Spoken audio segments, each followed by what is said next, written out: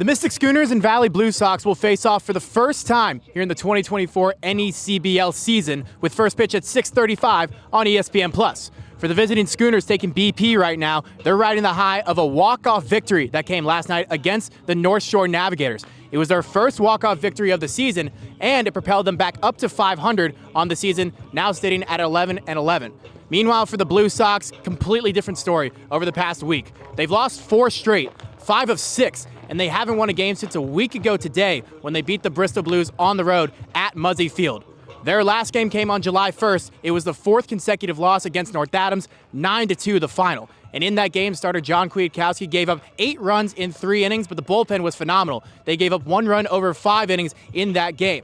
Now, it's not all bad news for the Blue Sox heading into today because they do have a few things going for them. Number one, they are 6-3 here at the MAC. They are a phenomenal home team. And on top of that, the Mystic Schooners are 3-7 on the road. They have really struggled away from the Shipyard. And on top of that, Mike O'Connor, who's at third base tonight for the Blue Sox, has been phenomenal. He is currently riding an 11-game hitting streak, 16-game on-base streak, and he's hitting over 400 with 3 homers and 11 RBIs during that hit streak.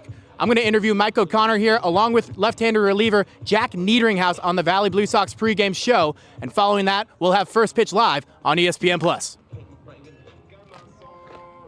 Here back on the Valley Blue Sox pregame show, and to my left, lefty reliever Jack Niederinghaus. Jack, thanks so much for joining us. Thank you for having me, Oliver. Pleasure. So I have to ask, just because I just said it before we went on the air, Niederinghaus, hard name to pronounce when you first look at it. What is the worst pronunciation you've heard of it? Oh man, I've had some tough ones. I've had like Niedring Haugus. I don't know where you get the Haugus from, but yeah, I've had all sorts of pronunciations over the years. Now on the field, you've been one of the high-end relievers out of the bullpen for Valley all year. What's been working for you out of the bullpen, and what's your mindset when you get that call from Pedro Santiago? Yeah, for sure. I mean, mindset is just trying to help the team win the game in whatever way I can, whatever situation I come into. But for me this summer, really just the biggest thing is landing 3 pitches for a strike, because when I land 3 pitches for a strike, usually good things tend to happen, makes my job a lot easier and gives the team a lot better of a chance to win the ball game.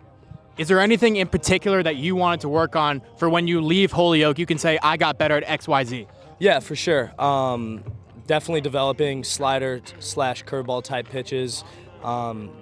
Getting 2 separate ones, a slider and a curveball, would be optimal. So that's what I've been working on all summer, and I've seen some gains in progress in both those pitches.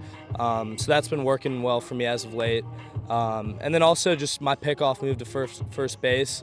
If I can take away a better move to first, that's also going to be something that I'd like to bring into the fall at school and then carrying over into the spring. When it comes to developing, you talk about your pickoff move to first or developing the off-speed pitches. Is that something you do more so with the coaching staff? Do you learn from the other players here? Or is there something that you've worked on specifically in order to be able to make those gains? Right, yeah.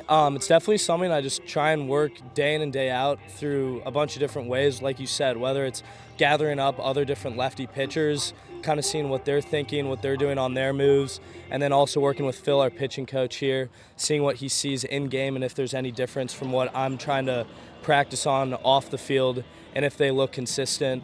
So that's something, yeah, like I just try and work on in day out, and the more consistent I can be with that, usually tends to be better off working out in game. Now, away from the serious stuff, one of my favorite things about watching you guys take BP, there's always one guy out there who's running rampant in the outfield, that being you. Is that just something you always try to do in BP, being a pitcher, just being a ball hawk?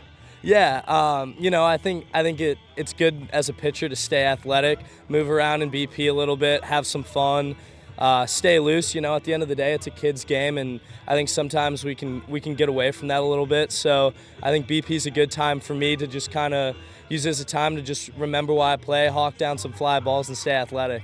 You heard it first from the ball hawk here. Jack Niederinghaus on the Valley Blue Sox pregame show.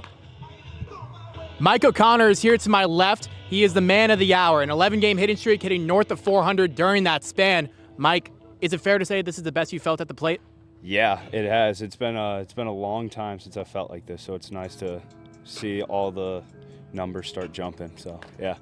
What's been working for you? Has it been more of a mindset, or is it just more feel at the plate that you can say is leading to this hitting streak? I think it's a little bit of both. I mean, obviously you got to be confident every time you walk up to the plate, but at the same time, I think my swing feels better than it ever has. So yeah, that's what I think the success is coming from. Where have you seen the biggest jump in development since you got here in late May to now? Not sure. Probably, I don't know, the hitting side for sure, because at school I didn't have a great year, but it was still a solid year. But I mean, having numbers better than that at school is one big thing that I'd like to take away from this. And when you look around at the rest of the league, specifically with the team, have there been a few guys at the plate that have really caught your eye? Throughout the league or just on our team? In the league, on the team? I mean, there's been a couple guys that have just killed us. Not specifically who, but I know every time we play them, they're going to put up a good fight when they go up to the plate. But also on the team, like Hogarth's starting to swing it really well. Hugo's been swinging it well the entire year. So, yeah, they've been impressive to watch. And when you see them succeeding, being Hogarth and Hugo, do you take things from them when you watch them, maybe in between at-bats, asking them about what's worked for them? Yeah, for sure. We always have these conversations either during the game or after the game or even like before the game when we're hitting together. But yeah, just bouncing ideas off everybody and trying to figure out what they're feeling and see how you feel about it too. So, yeah. So going into tonight at the plate, what is your mindset facing Mystic? Just be on the fastball and hammer it if I get it. So, yeah. Simple approach. Get the fastball, hammer it. Mike O'Connor, 11-game hitting streak, hitting north of 400 in that time. Dominant stuff from the Valley Blue Sox third baseman.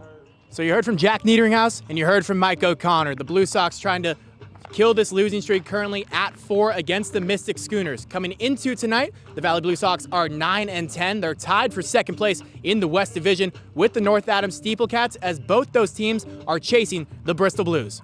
We'll have first pitch on ESPN Plus at 6:35 Eastern Standard Time. This has been Oliver Shack on the Valley Blue Sox pregame show.